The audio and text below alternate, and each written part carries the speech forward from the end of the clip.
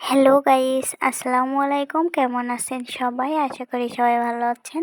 আজ আমি আপনাদের সাথে ছোলা বোনা রেসিপি শেয়ার করব। তো ছোলাটা আমি ভালোভাবে সিদ্ধ করে নিলাম, আর অন্যদিকে মশলাটাও রেডি করে নিচ্ছি। এখন একটি ফ্রাই প্যানে তেল দিয়ে দিলাম, তেলটা গরম হয়ে গেছে।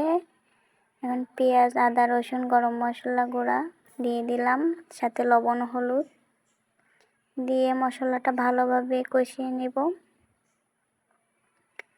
এখানে সামান্য পরিমাণে একটু পানি দিয়ে নিলাম, দিয়ে আরও একটু ভালোভাবে মশলাটা কষিয়ে নিতে হবে, যাতে মশলার কাঁচা গন্ধটা না থাকে।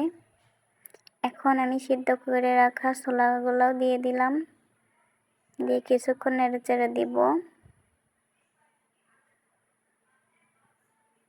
এখানে কিন্তু আমি কোনো প্রকার শুকনো মরিচ ব্যবহার করিনি, কাঁচা মরিচ দিয়েই কিন্তু রান্নাটা করছি। তো এখানে সামান্য একটু পানি দিয়ে ঢাকনা দিয়ে ঢেকে দিলাম, দিয়ে ভালোভাবে কষিয়ে নেব। তো এখন আমার ছোলাটা কিন্তু কষানো শেষ।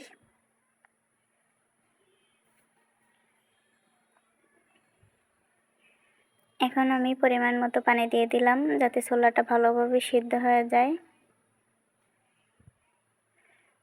দিয়ে কিছুক্ষণ রেখে দেব।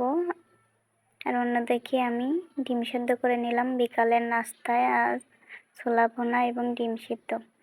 এখন আমার ছোলা ভুনাতে গরম মশলা এবং জিরা গুঁড়া দিয়ে দিলাম, দিয়ে একটু ভালোভাবে নেড়েচেড়ে দিব। আমার রান্নাটা কিন্তু প্রায় শেষ।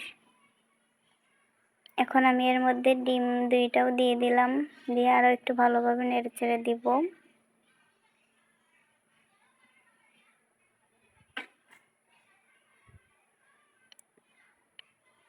এটা আমার ছোলা ভুনাটা রান্না করা শেষ।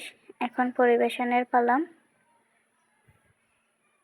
বিকালের নাস্তায় ছোলা ভুনা এবং ডিম সিদ্ধ। এই ছোলা ভুনাটা কিন্তু খেতে অনেক মজা হয়েছিল, দেখতেও অনেক সুন্দর।